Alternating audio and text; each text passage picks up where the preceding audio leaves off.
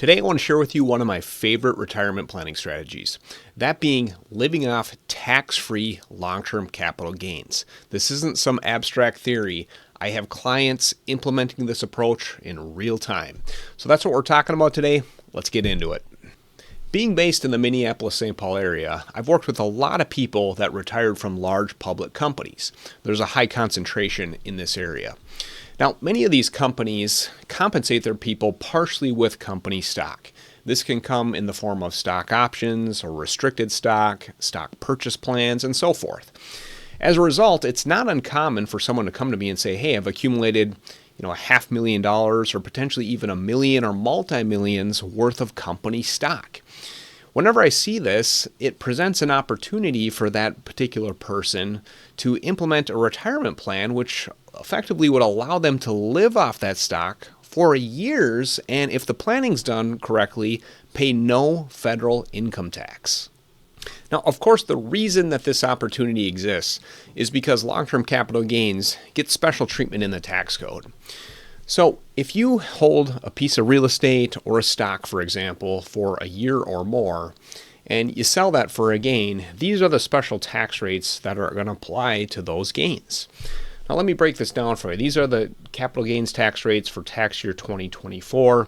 We have the income thresholds for individual taxpayers in the left-hand column, joint filers on the right. And effectively, what this says, for example, is if you're a joint filer, you're married, and your taxable income, remember this phrase, we're going to reference back to this multiple times today.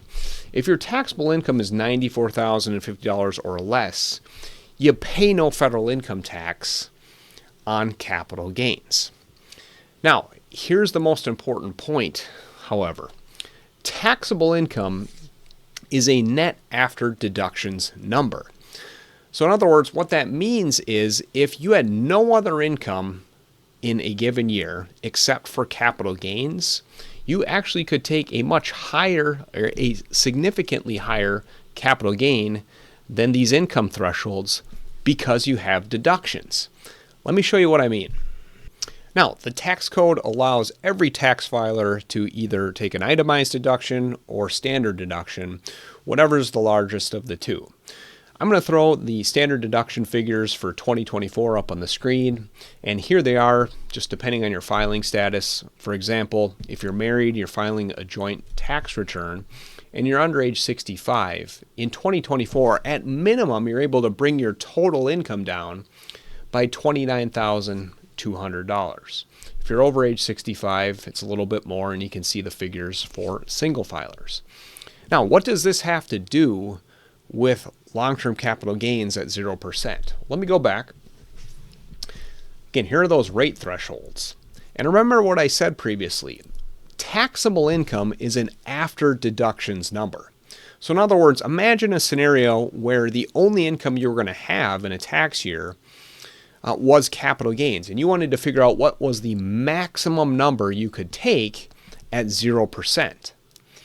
Well, the answer is, to figure that out, you would have to take the top of these income thresholds and add the amount of deductions that you were expecting. So let's just assume you were planning on taking a standard deduction. This is the math that you would do. For joint filers, you would add the top of that threshold to the standard deduction. And the bottom line is what that means in practice, again, assuming you had no other income. This is the big caveat to what we're talking about here. If the only income you're going to have in 2024 was capital gains, joint filers under age 65 could take $123,250 of capital gains completely tax-free at the federal level. And likewise, if you're over 65, you get a little bit more. So if the thumbnail caught you, that's over $10,000 per month in 0% long-term capital gains. Next, let's take a look at a hypothetical example so I can show you how this would actually flow through an income tax return. So let's take a couple, we'll call them Warren and Susie. They're both 65 years old, and let's imagine that Warren recently retired from Minneapolis-based Graco, which is a local-based public company, which I'm very familiar with. They pay their employees with a lot of stock compensation. And further, since 1990, the stock has increased by over 150 times. So that means, of course, that anybody who has worked there for 30 or more years is very likely to be sitting on a boatload of highly appreciated stock, and of course would be a good candidate to implement this type of approach. Further, we're going to assume that Warren and Susie are deferring taking Social Security because they like this concept of living off some of their stock in order to maximize their benefits. So next, let's look at a tax return and you can see how the numbers look. All right, well, let's take a look at the tax return. Real briefly, before we do that, let's just look at the math that we're going to do to, again, figure out what is the maximum amount of capital gains they can take at 0%. First of all, we're going to make the assumption they have no other income for the year. We'll talk a little bit more about that in a moment. But for these folks, they're married, going to file a joint return. So again, this income threshold that we are targeting is $94,050 after deductions. Okay, we know they're both 65, so this should actually say 65 or over. But this is the minimum standard deduction they're going to get, which means we, of course, add that to that rate threshold, which gives us a number of $126,350 as being the maximum number they can take completely tax-free at the federal level. So here is the tax return, and here's how it would look. 1040, 2024. We're going to page down here to line 7. There's their capital gain, $126,350. That's their gross income number on line 11. On line 12, here's their standard deduction that they're taking, $32,300, which of course brings their total or their gross income number down right to that rate threshold, to the last dollar, exactly where we want it. And the bottom line is, what that means is the tax calculation, of course, is 0. So this is how Warren and Susie would execute the maximum amount of capital gains tax-free in 2024. Now, of course, this all sounds great in theory, but let me touch on a couple last things here that may trip people up. Notably, what happens if you have some other sources of income? Obviously, someone like Warren and Susie, they probably have some cash savings that, interest rates are up now, short-term interest rates are, so people are earning a yield on cash. So let's assume that they have some interest income hitting their tax return. And of course, Graco, for example, pays a dividend, like many companies. In fact, if Warren owned $1 million worth of Graco stock, he would be earning in excess of $13,000 a year in just dividends alone. So let me kind of show you how that would actually impact his tax return and how that would change the numbers here. So here's the 1040 again, and let's page down here to line 2. There's $5,000 worth of interest. We'll just say they're earning in like a high yield savings account or something like that. There's those qualified dividends. So of course that's bumping their total gross income up significantly. And now, as we can see, their standard deduction isn't changing, so they're well above that taxable income threshold for capturing 0% long-term capital gains.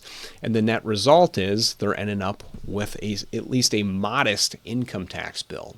So the bottom line here is you got to be thinking about these other sources of income that may not be top of mind. You might be thinking, hey, I'm retiring, I'm not going to be making anything, but things like interest and dividends also need to be included in this calculation. Last but not least today, I want to touch on two things: Social Security and state income tax. The bottom line is, if you're drawing Social Security and you want to implement this type of approach, it is still out there, but it's much more complicated, and you will not be able to maximize tax-free capital gains to the extent that I illustrated. Okay, I could do an entire video on this, and in fact, I have done a number of videos. I'll link them on the end screen talking about the taxation of Social Security and capital gains. It's a technical subject, and the bottom line is tread carefully. The other thing, of course, is state income tax. Here in Minnesota, we do have a relatively high state income tax, and in the example I showed with Warren and Susie, even though they'd have no federal income tax bill, they would still owe some state income tax, again, here locally.